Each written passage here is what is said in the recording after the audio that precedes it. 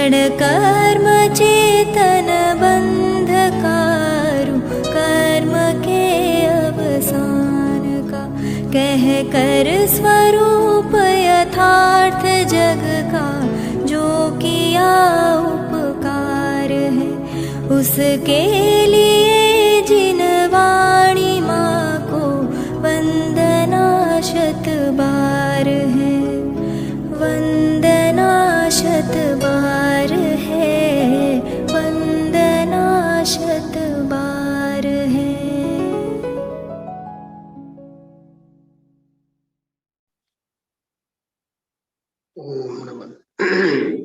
ओम नमः सदेभ्यः, ओम नमः सदेभ्यः, ओम नमः सदेभ्यः।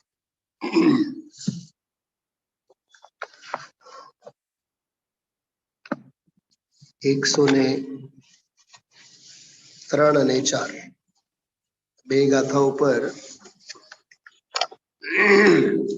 કુછ ગુરુદેવશ્રીના વ્યાખ્યાનો આપણે સાંભળ્યા હમણાં। આ છેલ્લો વિષય લગભગ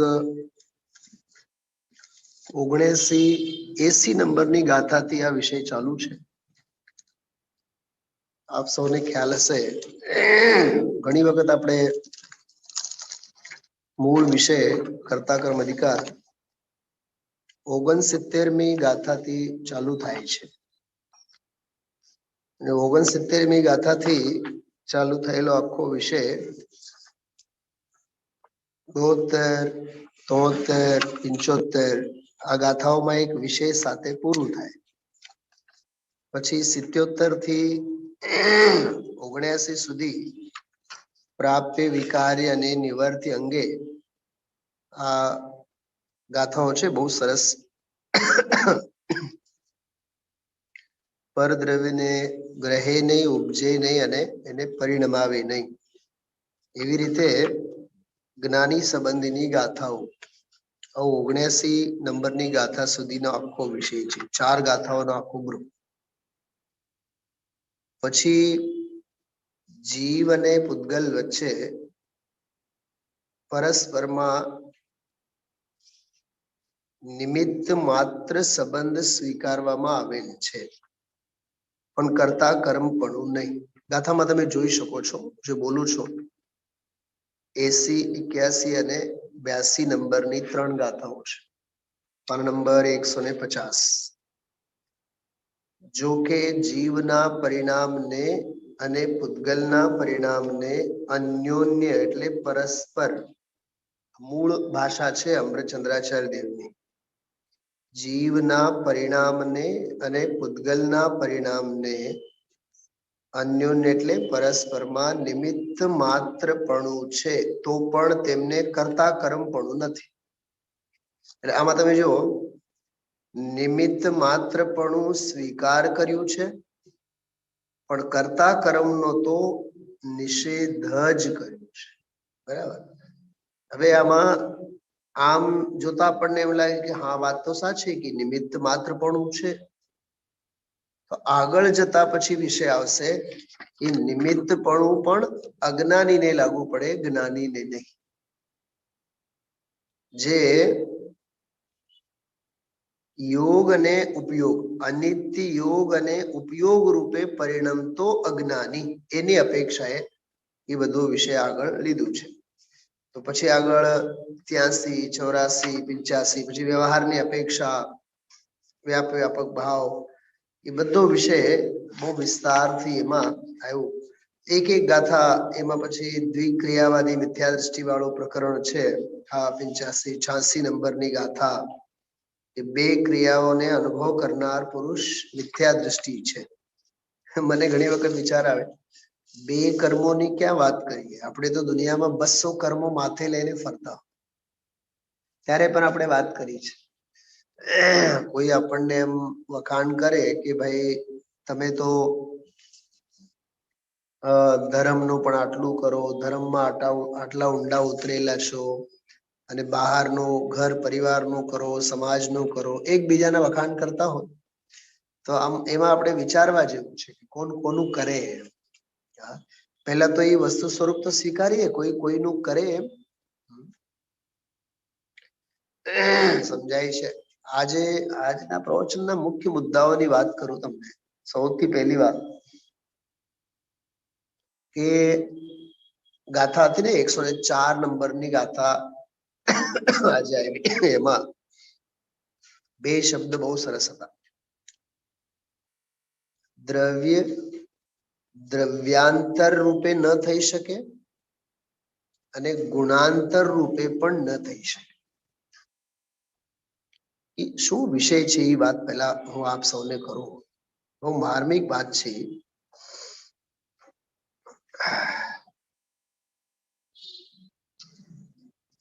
છ સામાન્ય ગુણો છે ને શૈલાબેન, એ આખો વિષય શું છે? 6 સામાન્ય ગુણોમાં એક ગુણ છે અગુરુ લઘુત્વ શક્તિ. એટલે અગુરુ લઘુત્વ 6 સામાન્ય ગુણોમાં અગુરુ લઘુત્વ નામનો જે ગુણ છે એનું કામ શું? એક દ્રવ્ય એવી શક્તિ જે શક્તિને લીધે એક દ્રવ્ય અન્ય દ્રવ્ય રૂપે ન થાય, અન્ય ગુણ રૂપે ન થાય અને એના ગુણો વેર વિખેર થઈને અન્ય રૂપે ન થાય અને એની એક પર્યાય પણ અન્ય પર્યાય રૂપે ન થાય. થોડુંક હજી સાંભળજો આ વિષયને, બહુ માર્મિક વાત છે. એક દ્રવ્ય અન્ય દ્રવ્ય રૂપે ન થાય એ તો બહુ સ્પષ્ટ છે, પણ પોતાના ગુણો વેર વિખેર થઈને અન્ય દ્રવ્યના ગુણ રૂપે તો ન થાય એ તો ઠીક, પણ પોતાનું જ્ઞાન ગુણ વેર વિખેર થઈને પોતાની શ્રદ્ધા ગુણ રૂપે ન થાય, પોતાનું જ્ઞાન ગુણ વીર ગુણ રૂપે ન થાય. એમ ગુણો પોતાના અંદરમાં ના, કેમ કે પર દ્રવ્ય રૂપે ન થાય એમાં તો એના દ્રવ્ય ગુણ પર્યાય ત્રણેયની વાત આવી ગઈ ને. પર દ્રવ્ય રૂપે ન થાય એમ જ્યાં કીધું તેમાં ગુણ અને પર્યાયોનો નિકાલ તો થઈ જ ગયો ને. હવે પોતાની મર્યાદામાં પોતાના ને પોતાનામાં જે અનંત ગુણો છે એ અનંત ગુણોમાં પણ એક ગુણ અન્ય ગુણ રૂપે ન થાય. એક વાત. અને એક પર્યાય સમજો કે સમ્યક દર્શનની એક પર્યાય શ્રદ્ધા ગુણની તો ત્રિકાળી પર્યાયો છે ને અનંતી, પોતાની જ વાત ચાલે છે. તો એક સમય પહેલાની જે પર્યાય છે તે પર્યાય રૂપે ન થાય, એક સમય પછીની જે પર્યાય છે એ પર્યાય રૂપે ન થાય.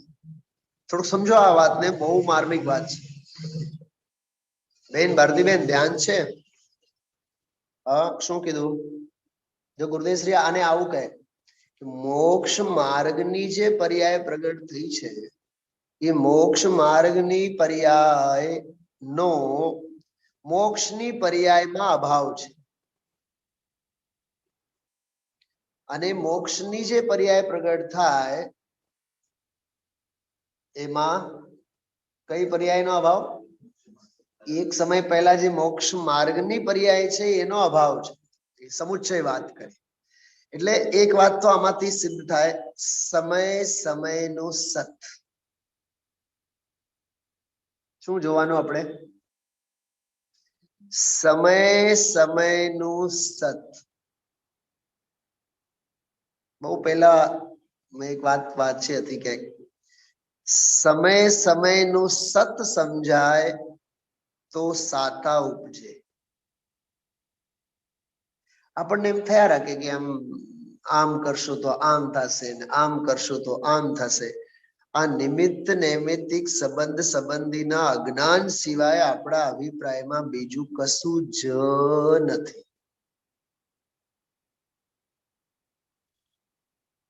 ખ્યાલમાં આવ્યું?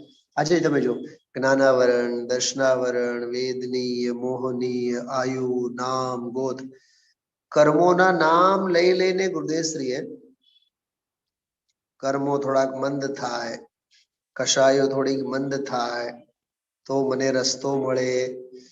એટલે આ જે કઈ પણ નિમિત્ત નૈમિત્તિક સંબંધની સ્થિતિ છે એમાં કોકને લીધે કંઈક થાય, કોકને લીધે કંઈક કોકનું થાય, આવું જે એક વસ્તુ સ્વરૂપની મર્યાદા વિરુદ્ધ જે કલ્પના છે એના માટેનો જ આ આખો પ્રહાર છે. બરાબર? તો આ જે ગાથા છે ને 86મી ગાથા, કે બે ક્રિયાઓનો અનુભવ કરનાર મિથ્યા દ્રષ્ટિ છે, દ્વિક્રિયાવાદી મિથ્યા દ્રષ્ટિ વાળો વિષય. હવે હું એક બહુ માર્મિક વાત આપ સૌને કહું કે હું જયસેન આચાર્ય દેવની વાત કરું છું, બહુ ધ્યાનથી સાંભળજો.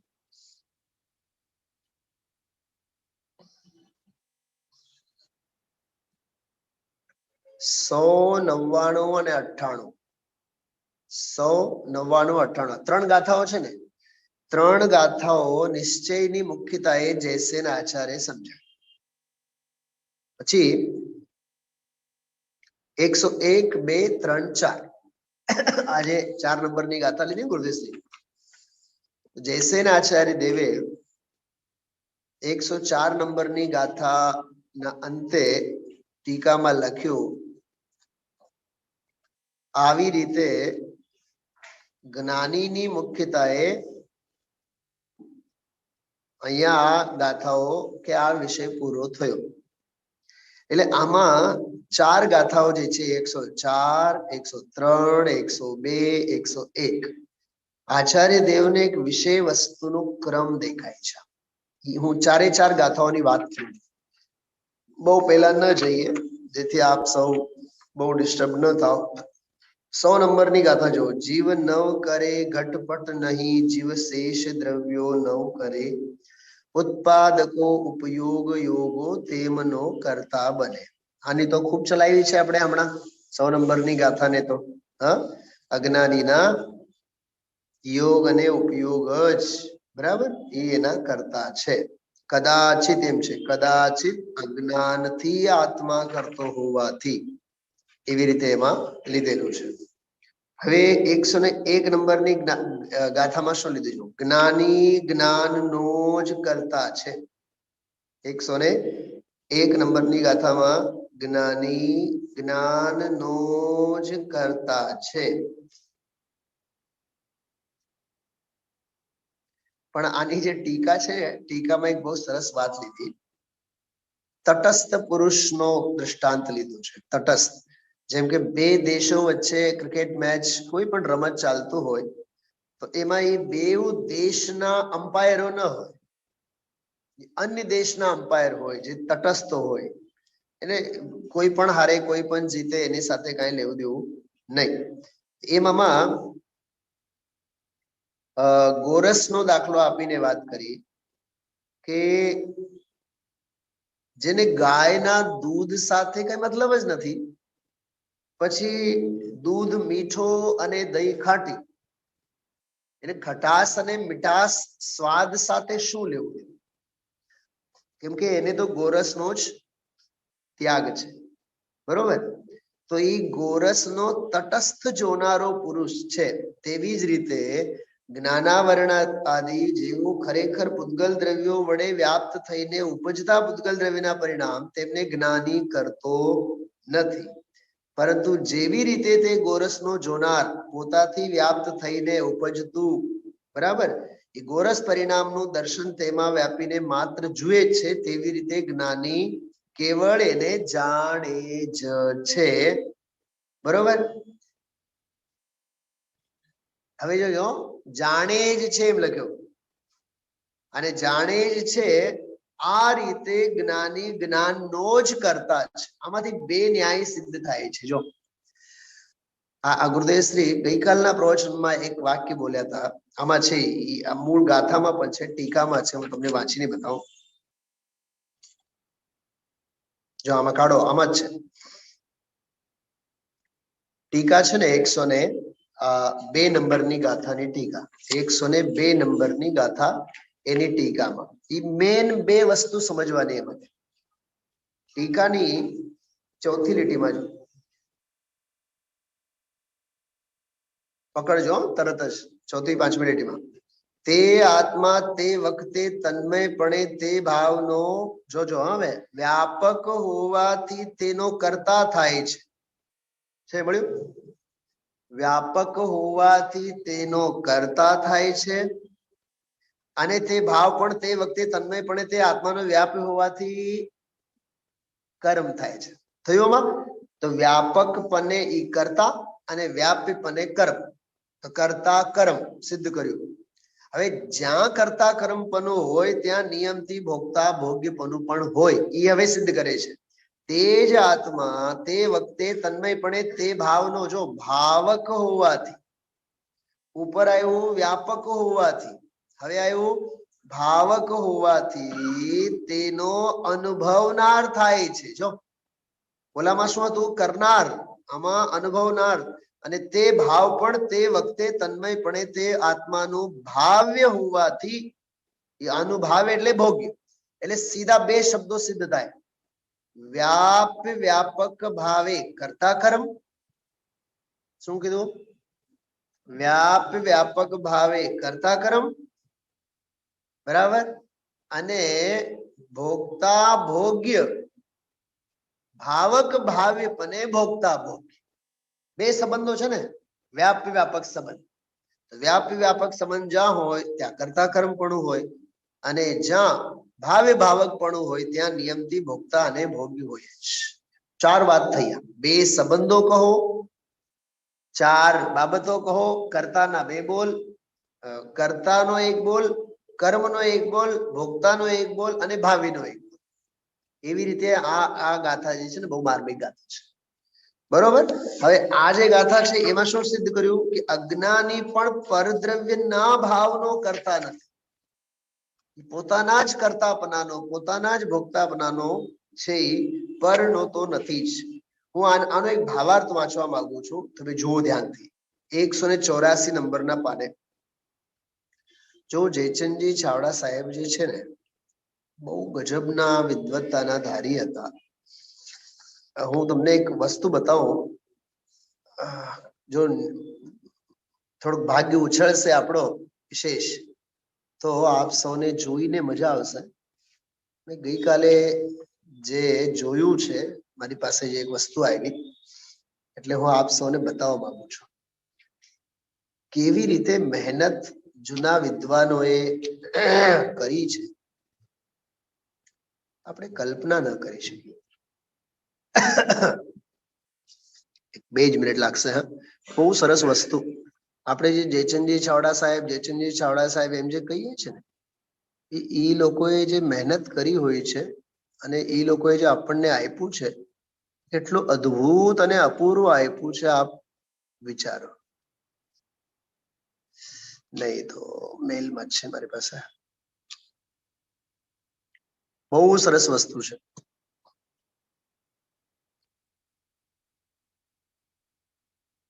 હા, આવ્યું છે. નીકળશે તો બહુ મજા આવશે. આપ સૌને જોઈને જ મજા આવશે. જો આ પીડીએફ છે ને, જો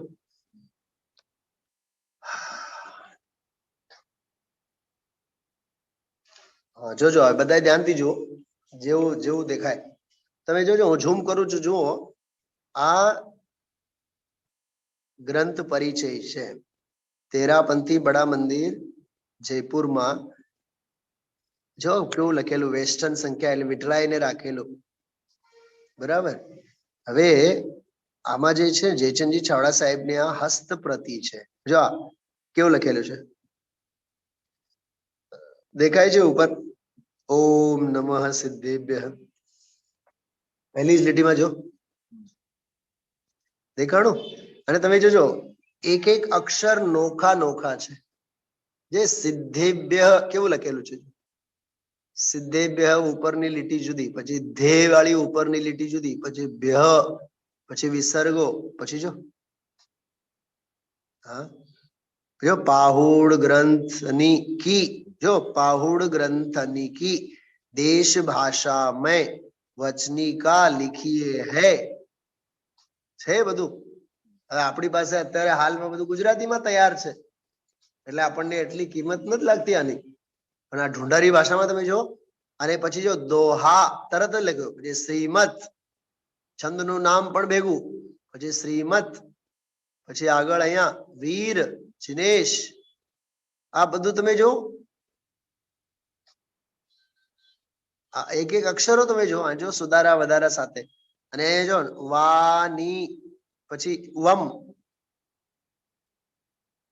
વંદો, વંદો માં જો અહીંયા વ આવ્યું ઉપર, આવ્યું વ આવ્યું, વ ઉપર આવ્યું.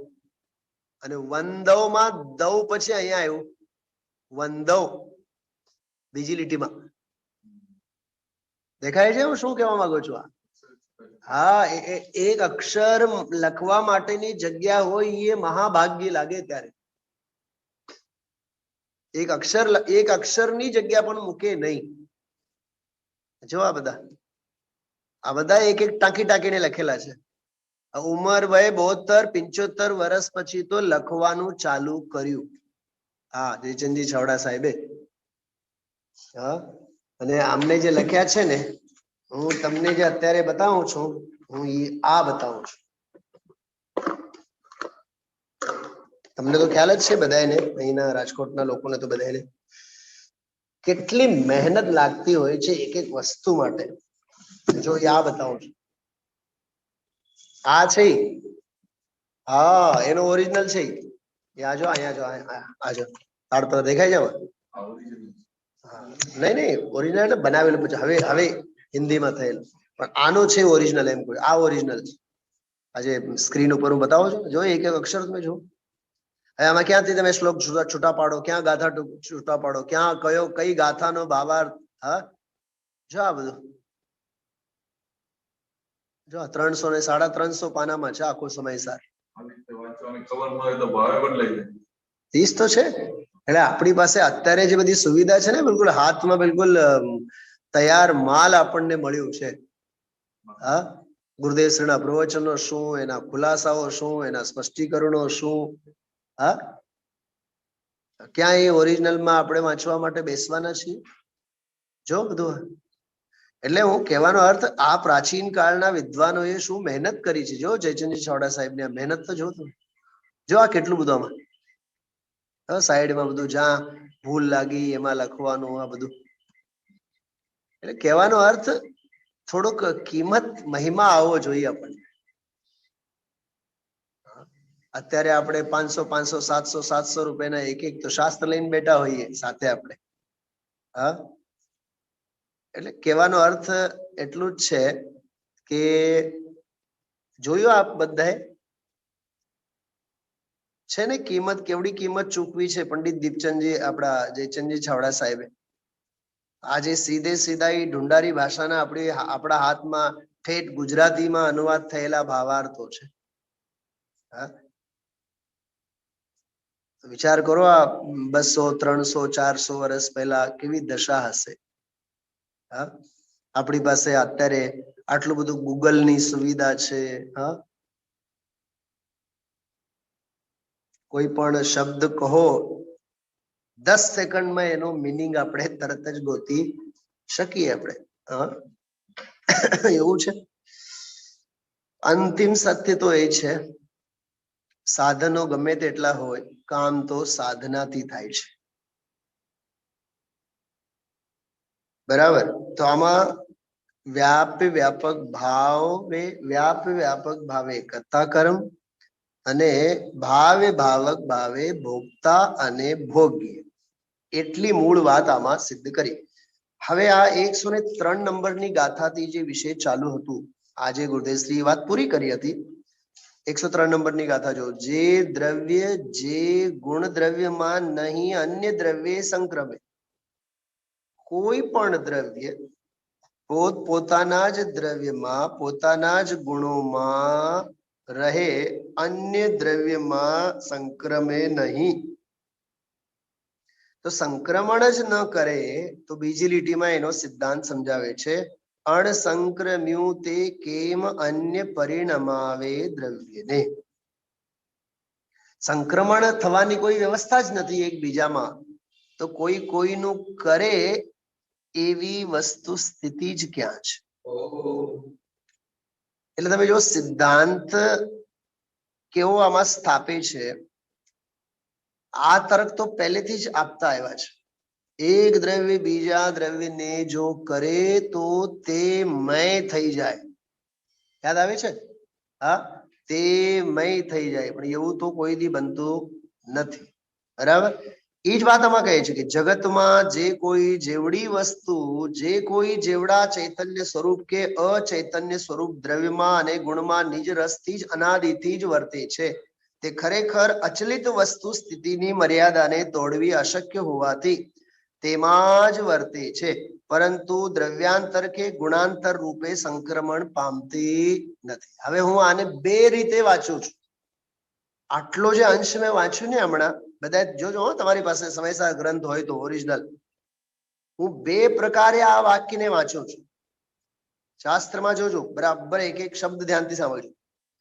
જગતમાં જે કોઈ જેવડી વસ્તુ, જે કોઈ જેવડા ચૈતન્ય સ્વરૂપ, એટલું જ લેવાનું અત્યારે. ચૈતન્ય સ્વરૂપ દ્રવ્યમાં અને ગુણમાં કઈ ફેર પડ્યો? માત્ર ચૈતન્ય સ્વરૂપ મેં વાંચ્યું એટલે જીવની વાત લેવાની. આમાં ચૈતન્ય સ્વરૂપ દ્રવ્યમાં અને ગુણમાં નિજ રસથી જ અનાદિથી જ પ્રવર્તે છે. ખરેખર અચલિત વસ્તુ સ્થિતિની મર્યાદાને તોડવી અશક્ય હોવાથી તેમાં જ વર્તે છે, પરંતુ દ્રવ્યાંતર કે ગુણાંતર રૂપે સંક્રમણ પામતી નથી. આ એક વાત. આનું નામ ચેતન ચેતન માહી. આજે મેં હમણાં વાંચ્યું ને એ શું હતું? ચેતન ચેતન માહી. હવે જડ ભાવે જડ પરિણમે. શું ફેર પડ્યો ચંદનબેન? આચાર્ય સૌથી પહેલા કોને લીધું છે અને શ્રીમદજીએ સૌથી પહેલા કોને લીધું છે? હવે સાતિશયતા સમજાય છે આચાર્યની ભાષામાં. અને હા, હું એમ નથી કેતો શ્રીમદજીને કઈ આપણે ઓછા બતાવવા માંગીએ છીએ, એમ નહીં, પણ આચાર્યની શૈલીમાં સૌથી પહેલા જો ચેતન લીધું છે.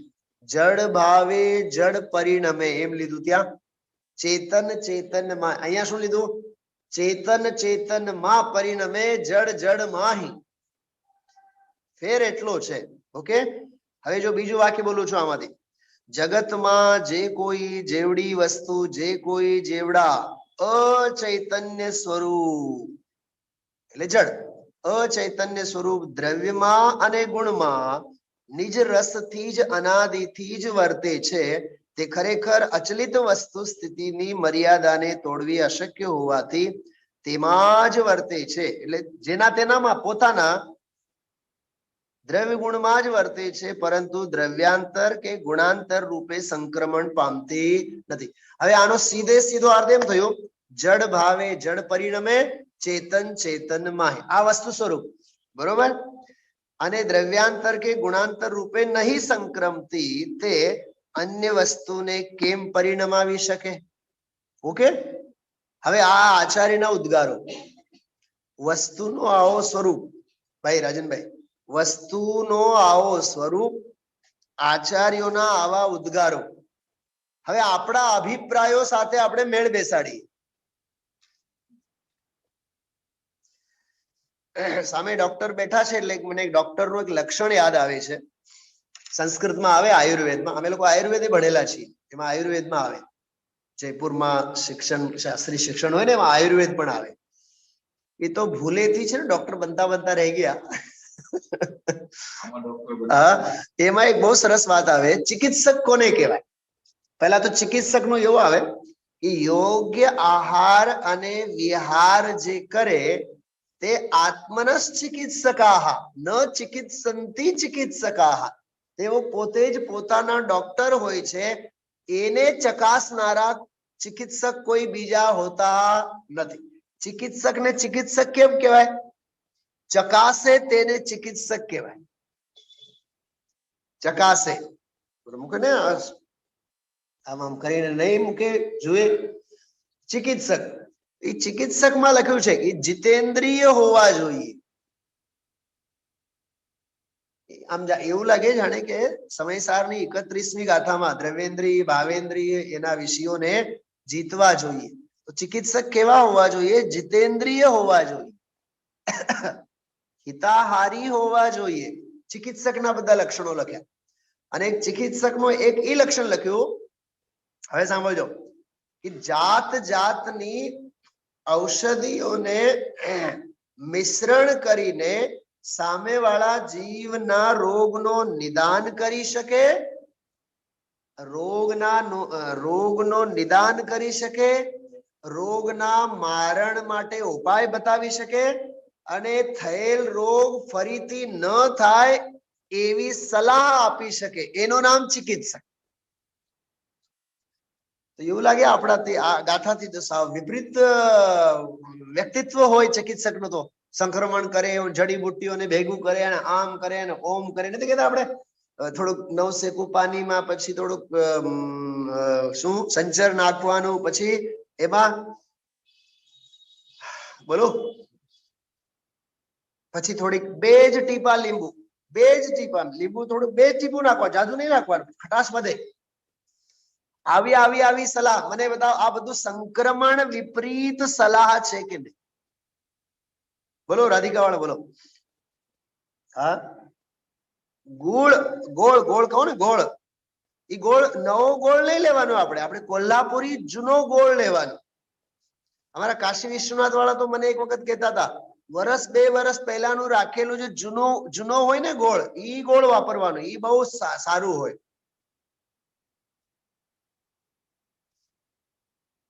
વિચાર કરો. તમે મને એટલું જ મને બતાવો, આ ગાથા સાંભળતી વખતે આપણને આવા વિચાર આવવા જોઈએ કે નહીં?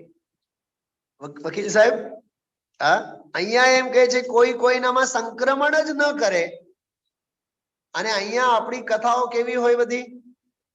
હા, હમણાં મેં સવારે એક બહુ સરસ પંડિતજીનો પ્રવચન સાંભળતો હતો, વહેલી સવારે. પંડિતજી એમ કહે છે કે ભાઈ, તો એમ બોલે તો છે કે જાનનહાર જાને છે, જાનનહાર જાને છે, બસ જાનનહારમાં જ્ઞાન જણાય છે. તો બધી વાત સાચી, પણ તારી શ્રદ્ધામાં શું ઘોળાય છે એ તો પહેલા જો. તારી શ્રદ્ધામાં શું ઘોળાય છે એ જો, તારો પુરુષાર્થ ક્યાં ઉછળે છે એ જો, શેમાં તને આનંદ આવે છે એ તો જો. ટૂંકમાં તારી શ્રદ્ધા, જ્ઞાન, ચારિત્ર આ બધાનો પ્રવાહ તારી કઈ દિશામાં ચાલે છે એ તો પહેલા જો. ખ્યાલમાં આવ્યું? હા, જો ભાઈ ચલા બેન, કેવળ ટેકનોલોજીના સિસ્ટમમાં કે કોઈ દ્રવ્યમાં કોઈ ગુણમાં સંક્રમિત નથી થતો, આ કેવળ પરિભાષા આપણે નહીં સમજવાની, ખરેખર તો આ સિદ્ધાંતને પ્રયોગમાં મૂકવાનું છે. હા, એને તો બહુ વિચિત્ર દાખલાઓ આપ્યા હતા. હું તમને આપું તો તમને ગમશે નહીં. ના, અમે તો વોકિંગ કરીએ ત્યારે બરાબર એક પ્રવચન પૂરું થઈ જાય. સમોશરણમાં ગણધર ભગવંતો એવી રીતે સાંભળતા હશે, સમોશરણમાં મુનિ ભગવંતો એવી રીતે સાંભળતા હશે. બોલો રુચિબેન, તમને પૂછું કે રાજનભાઈ ને પૂછું? હા, વોકિંગ કરતા કરતા સ્વાધ્યાય થાય. અરે આ છેતરપિંડી છે. સ્વાધ્યાય તો સમાધિનું કામ છે. સ્વાધ્યાય તો શાંતિ અને સમાધિનું કામ છે, અંતરંગ તપ છે સ્વાધ્યાય તો.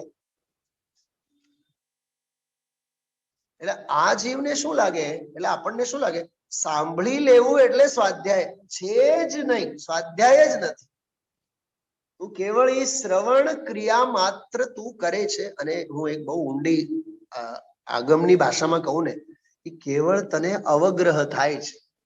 ઈહા અવાય અને ધારણાનો તો કઈ તને ખબર જ નથી. સમજાણું શું કીધું પ્રકાશભાઈ? કઈ 4 બાબતો હમણાં મેં કીધા? કેવળ અવગ્રહ થાય છે. અવગ્રહ એટલે બસ થોડુંક જાણી લીધું, બસ સાંભળી લીધું. ઈહા ક્યાં થઈ? ઈહા એટલે ઈચ્છા તો થવી જોઈએ ને આગળ. હા, પછી અવાય ધારણા, આગળ તો ક્રમ તો કઈ વધતો નથી. એટલે હરતા ફરતા એક ફેશન બની ગયું છે. અને પછી આ ન્યૂ ટેકનોલોજી એ બધી શું કહેવાય, ઇયરફોનો બધા આ તે બધા વાટ લગાડી દીધી છે આપણી સત્ક્રિયાઓની. અરે સ્વાધ્યાય શાંતિથી એકાંતમાં બેસી પલોઠી વાળી, હાથ પગની પલોઠીની વાત નથી, પર્યાયની પલોઠી. રાજનભાઈ, પલોઠી વાળીને એટલે આપણને સીધું પછી બહારનું પદ્માસન દેખાય. હા, એ વકીલ સાહેબ બોલો, પલોઠી વાળીને એટલે? પલોઠી વાળીને એટલે શ્રદ્ધાની પલોઠી, જ્ઞાનની પલોઠી, અંદર પરિણતિની પલોઠી. એ અંદરમાં ક્રાંતિ થવી જોઈએ. હા, ખ્યાલમાં આવ્યું? એટલે આ જે સંક્રમણ વાળો જે સિદ્ધાંત છે ને બહુ માર્મિક છે. એક દ્રવ્ય અન્ય દ્રવ્ય રૂપે ન થાય, એક દ્રવ્ય અન્ય ગુણ રૂપે ન થાય. આ સંક્રમણની ભાષા તો સાંભળી. બોલો, હમણાં વિપુલભાઈ, હમણાં મેં 2 દિવસ પહેલા જ કીધું હતું સ્વાધ્યાયમાં ને, અમે ખૂબ શાસ્ત્ર સ્વાધ્યાય કરીએ તો જ્ઞાનાવરણ કર્મના ક્ષયોપશમ સારા થાય. તે તો એમ જ માન્યું ને કે મારા કરવાથી બધું થાય. હા, અરે સહેજ નિમિત્ત નૈમિતિક સંબંધો એમાં હોય, જુદી વસ્તુ છે. તારા પરિણામો તારી ઘરે છે ને જ્ઞાનાવરણના ક્ષયોપશમ થવું ન થવું એને આધીન છે. એમ દર્શનાવરણ, વેદનીય, મોહનીય દરેક માં લાગુ કરવા. जड़ चेतन की प्रभु परिणति अपने अपने में होती है. હા, એટલે આ બહુ સરસ અગુરુ લઘુત્વ શક્તિનું પરિણમન છે. આખરે આ જે વિષય છે ને આખો, સંક્રમણની કોઈ વ્યવસ્થા નથી.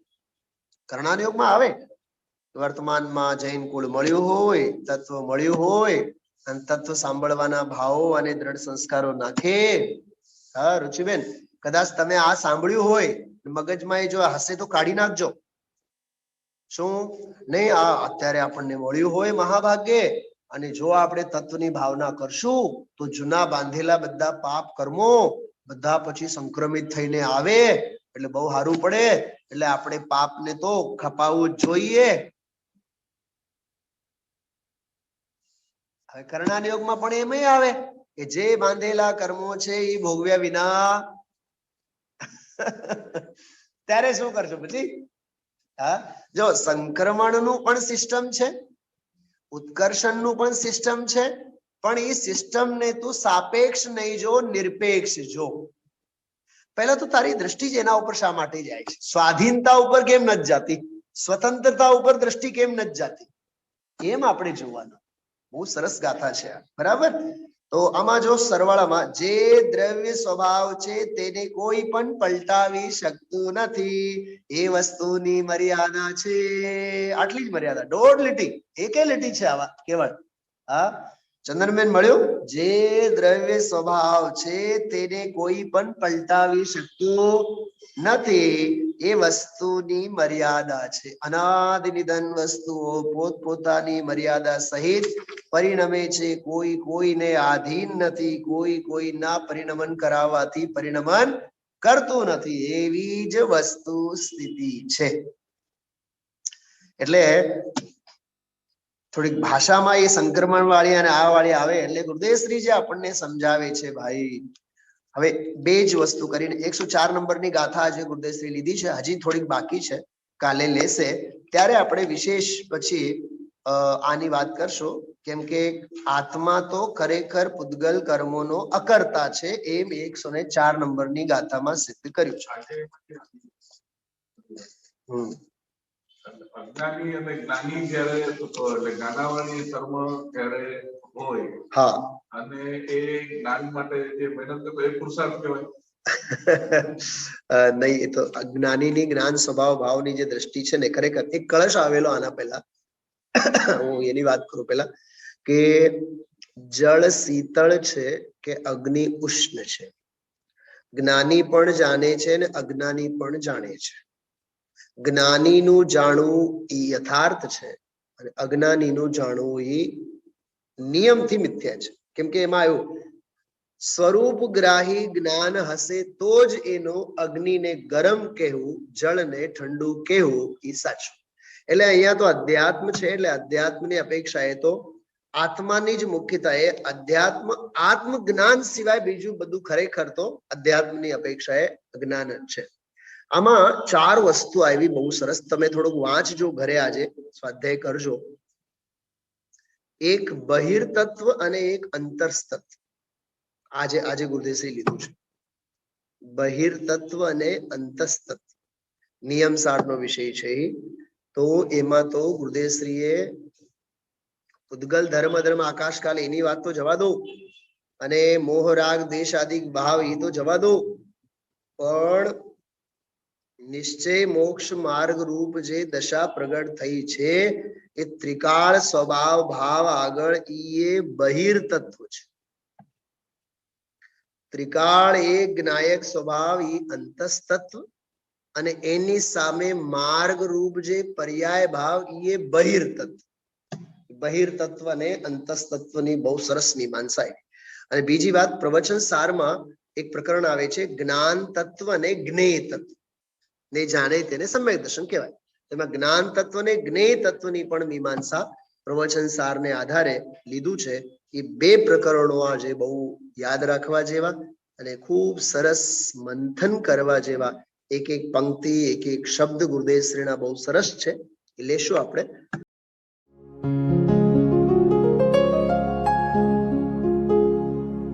निज निधि निज में बताए यह अनंत उपकार है, उसके लिए जिन वाणी माँ को वंदना शत बार है, वंदना शत बार है, वंदना शत बार है.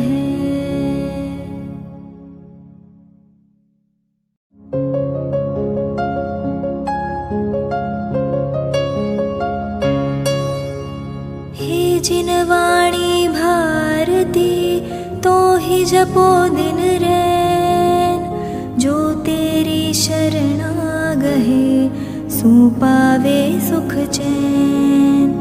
जा वाणी के ज्ञान ते सूझे लोकालोक, सो वाणी मस्तक नवो सदा देत हो ढोक.